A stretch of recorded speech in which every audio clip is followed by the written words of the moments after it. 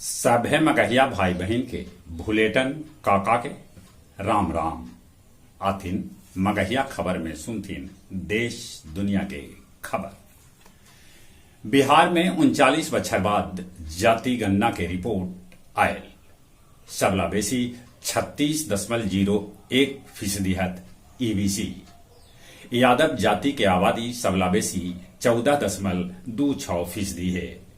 बिहार में हिंदू के आबादी 81.99%, तब मुसलमान 17.70% है।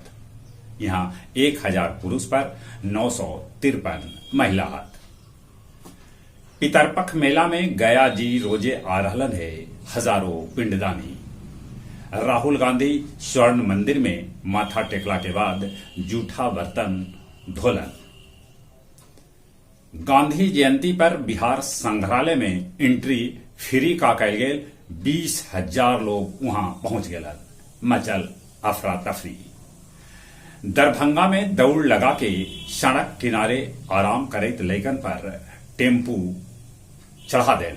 2 भाई के हो गए मौत।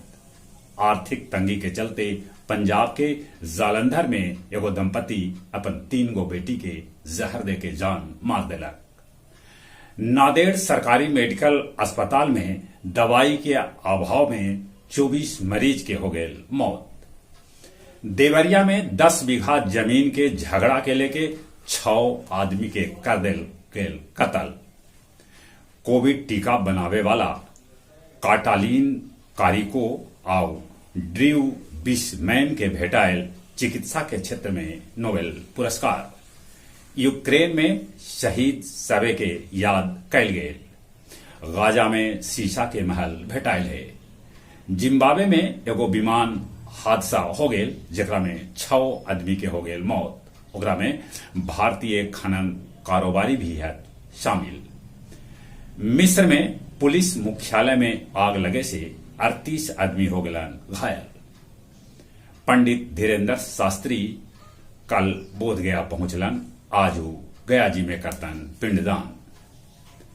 फतेहपुर ढाढ़र नदी पर बनल डाइवर्सन बह गेल जेकरा चलते लोग की हो रहा है परेशानी। आवासीय नवोदय विद्यालय वजीरगंज में आयोजित कैल गेल प्रबोधन पर्व कार्यक्रम जेकरा में लैकन गीत संगीत और नाटक के माध्यम से गांधी जी के कैलन याद। गांधी जयंती पर गया जी में बिकल 4.5 लाख खादी के कपड़ा। और अब कुछ खेल के समाचार। एशियाड में भारत 13 स्वर्ण 24 रजत 23 कांस्य के साथ नंबर 4 पर है। 147 स्वर्ण 81 रजत 42 कांस्य पदक के साथ चीन नंबर 1 पर। एशियाड में पुरुष हॉकी में भारत बांग्लादेश के 12-0 से हरा दिला। चलित एक बार फिर से अपने सभे के भुलेटन काका के राम राम।